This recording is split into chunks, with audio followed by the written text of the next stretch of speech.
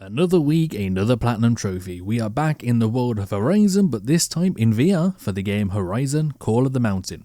As this is my first VR platinum trophy video, pressing like on this video is greatly appreciated. Trophies range from just playing the story, defeating enemies in a certain way, collecting collectibles, and beating the high scores in an assault course. There are a total of 36 trophies, 20 bronze, 11 silver, 4 gold, and of course the platinum trophy itself. My main goal is to do as much as I possibly can through my first playthrough.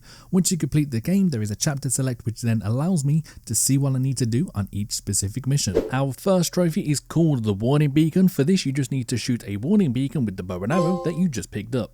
We next see something shiny and pick it up. This ends up being a lore collectible, and for this we receive the trophy Collector. Going back to warning beacons now, I get the trophy Alerted for shooting all warning beacons on a mission.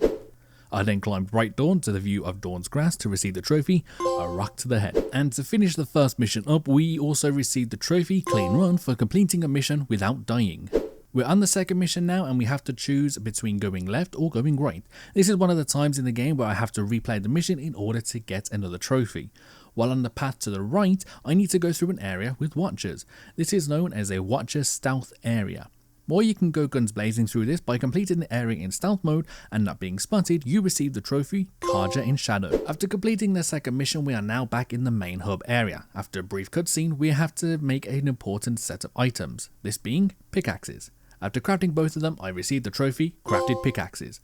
After starting up the next mission, we pick up some blaze. We use the blaze to craft an elemental ammo, and for doing this we get the trophy Master the Elements. During this mission as well, there is a cairn, or cairn? I can't remember how you pronounce this. But anyway, you get one of these, you construct it to the height that is required, and we get the trophy Cairn Builder. We next come up against a pack of scrappers. This is our first proper fight in the game. We are now able to properly dodge and rush to the side to avoid being hit, at the same time also attacking the enemies with your bow and arrow. By defeating the pack of scrappers, we received the trophy Defeated a Scrapper Pack. After a bit of climbing, I received another trophy. Turns out that what I just did was a legendary climb, so I received the trophy Master Climber. We are now up against a flying type of enemy, this being Glinthawks. These can be a pain, especially as they can fly away and shoot ice shards at you, but after some dodging and okay arrow flying, I do some great damage and get the trophy Defeated a Glinthawk Flight. We then take on the Pilgrim's Trial to the top of the Sunspear to get the trophy the Sunspear. We now come up against our toughest enemy yet, a Thunderjaw. Thankfully we have several more surrounding weapons that we can use to damage the Thunderjaw to take it down. First up are the blaze canisters on the ground. By shooting these set off a huge explosion which does damage to the Thunderjaw. There are also towers which we can get to the top of to use a ballista weapon that does heavy damage to the Thunderjaw. For using these as well, we receive the trophy Heavy Hitter. After finally taking the Thunderjaw down at the top of the Talon Reach, we get the trophy Defeated a Thunderjaw. After exploring the top of Talon Reach, we discover a powerful machine lord to receive the trophy A New Threat. Next up is the Battle of the Tough Machines. First up is the Bellowback. This took me a while to defeat, but eventually we did and received the trophy Defeated a Bellowback.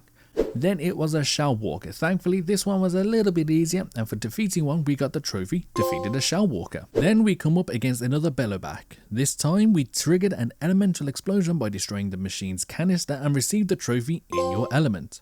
We finally managed to repair the transmitter box that was needed to ascend the Metal Devil on Devil's Anger for the trophy the Metal Devil. While up here we collected all of the weapon and ammo types that the game has to offer for the trophy Fully Armed. Shortly after this we took on our next big machine, which was a Stormbird. Definitely one of the more difficult machines to come up against, but thankfully with some well placed shots on certain areas of the Stormbird's body and wings, we managed to finally take it down and receive the trophy Defeated a Stormbird. After defeating a Stormbird and exploring the area a little bit, I crafted and collected all of the tools for the trophy Fully Equipped. Of course we next come up against another Thunderjaw. This time however I remembered something that I needed to do. I had to make sure that I shot a Thunderjaw disc out of the air. By doing this I got the trophy Disc Shot. We are now on our final story trophy. After chasing a Sarah on top of a tall neck and then climbing through an area, we come face to face with a Sarah. Due to a previous fight with some machines, the area surrounding us has started to break apart, which causes both my character and Asera to possibly fall. While we hang on, Asera decided she wanted to control her own fate and let go.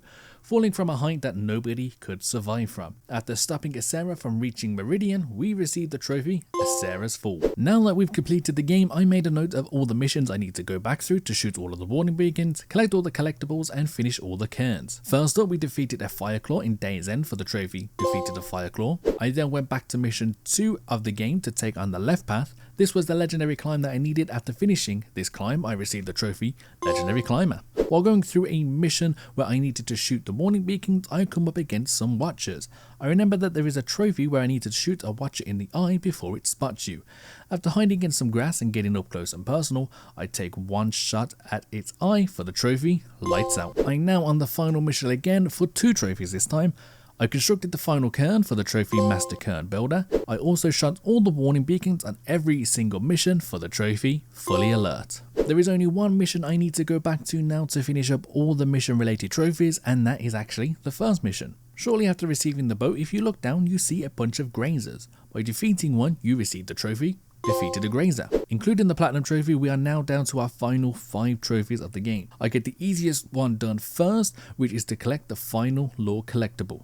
This gives me the trophy Scholar. We now have to take on some challenges within Dawn's Grasp. First up is the archery range. We have to achieve the highest score for the archery range, and after a couple of attempts I managed to beat Aloy's score to receive the trophy On Target. Next up was an assault course, and I truly took a beating in this one. This one took a lot longer than I thought it would have. You have to follow a certain route and under a certain amount of time in order to achieve the high score that is needed. After several attempts and also several breaks, I managed to finally beat Aloy's time. For getting the highest score in the assault course, I received the trophy Top of the Class. We just have one trophy left, and all I have to do is embark on a machine safari. And as soon as I choose that option, I just received the trophy Machine Safari, and then of course I got the Platinum Trophy itself, Answered the Call. This was my first PSVR 2 game that I played, and what a first game it was. The PSVR 2 is absolutely fantastic.